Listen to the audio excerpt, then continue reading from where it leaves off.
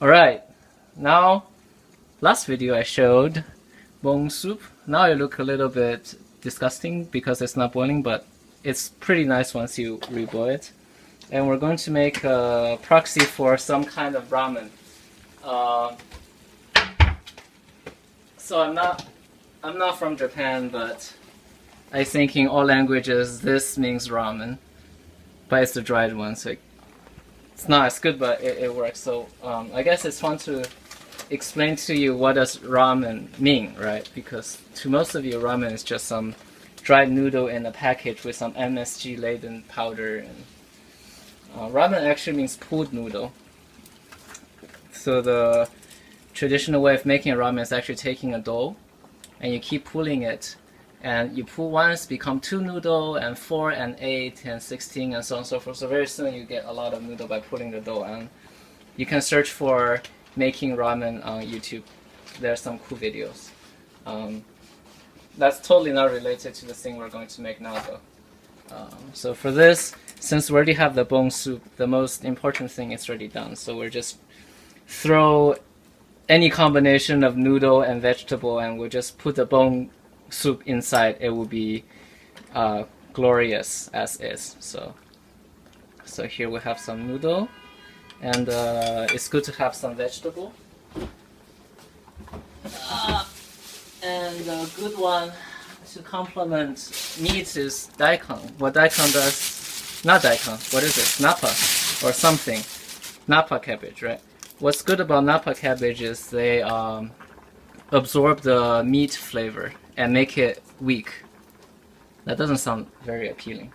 It make it different. Yeah, that's good. Right. So what we'll do, we'll just peel something and wash it and throw them inside. It doesn't need to be too precise because once you boil them, they lose some structure anyways. So I'll do that off camera. You guys can watch the boiling for me.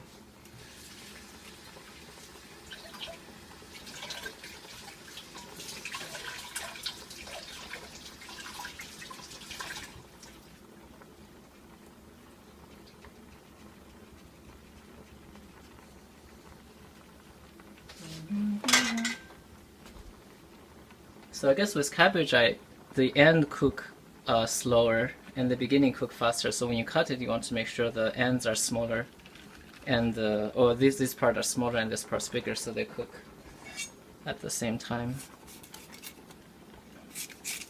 So we just put them inside.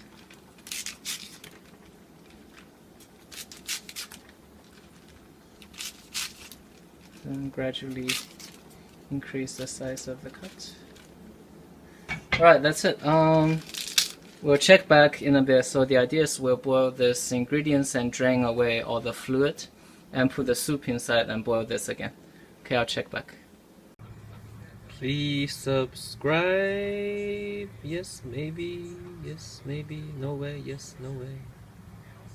Yes. Alright, see, boiled, and you don't want to cook them all the way, so we're just going to throw away the water.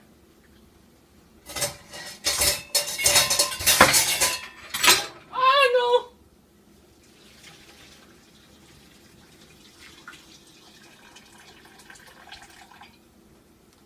Okay. And put the soup inside.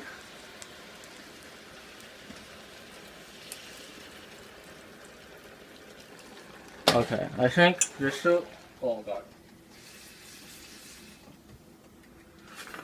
This soup is super condensed, so maybe we need to dilute it a little bit more because it's probably wicked strong. So pour some more water. Okay, so yeah, then it's up to you to put whatever other thing you want inside. So I have some these tofu skin, which I think would be nice inside. Put them inside. They're already cooked, so I just need to heat it. And I have some other cool things, if I can reach it. No. Ah! See, now it looks like it's from Japan. I have seaweed. And just grab some seaweed and throw it inside. It actually doesn't... The cool part is once you have the soup, everything else is almost trivial. You just throw them in and they will always be good. And we also have somewhere in here. Where is it? Unless it's outside. Okay. Right, in case your soup is weak, or when it's strong, it's also fine. We have miso, but don't do miso too much because miso is essentially MSG. If you ever wonder what MSG is, it's basically miso. It's almost cheating to add miso because it has a tendency to make unflavorful thing flavorful, like magic. But magic is good. Put this in.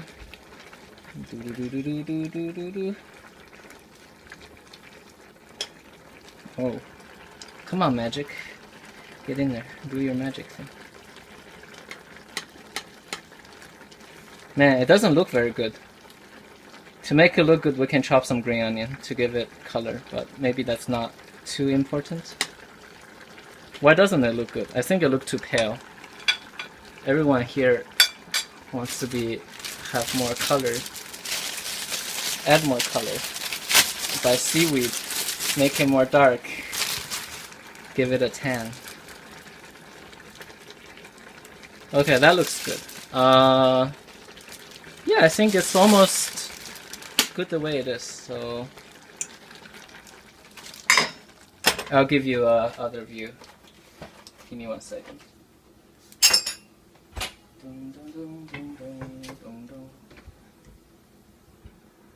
I have a bowl, right?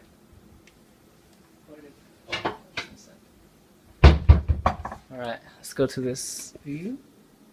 This is maybe the fastest video I've made because the soup is already done and this is just really an exercise of putting things together. Oh, it's too much. Okay. Don't put all of this in. Try to have a nice presentation. I think it'll look better if I show more of the seaweed. And then I think it's nice with garlic. I think that's what Japanese people do. They eat it with some crushed garlic. So let's have a little bit of that in there. Let's have one. So chop off the ends. And tap tap. So it should open. And we'll use our magical garlic press device. I actually made a lot of garlic today. Garlic come out.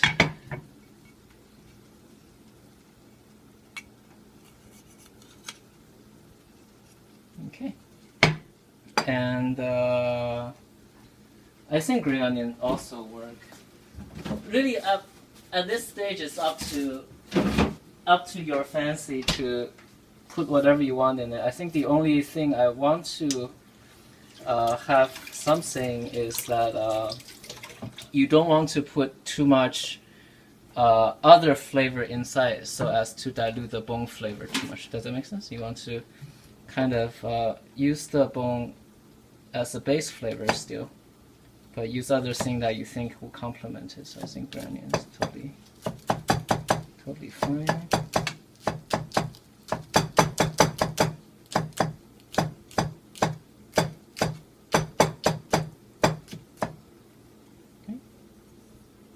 Make it look nice too. I think that's most important. Want it look nice.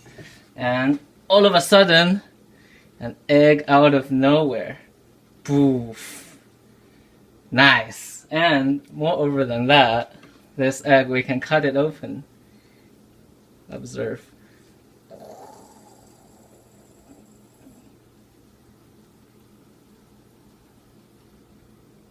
Oh my god.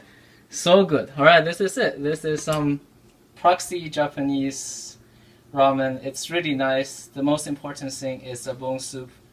I hope you can make the bone soup. Make sure to boil it. Watch my previous video, essentially 3-stage process. First, take bone and boil and throw away all of it except the bone, and then slow cook bone overnight, and then put bone on hot heat and cook for another hour or 2. Okay? Subscribe to my video if you have not. Food.log every week. Simple things you can make at home. Right? I'll see you next time.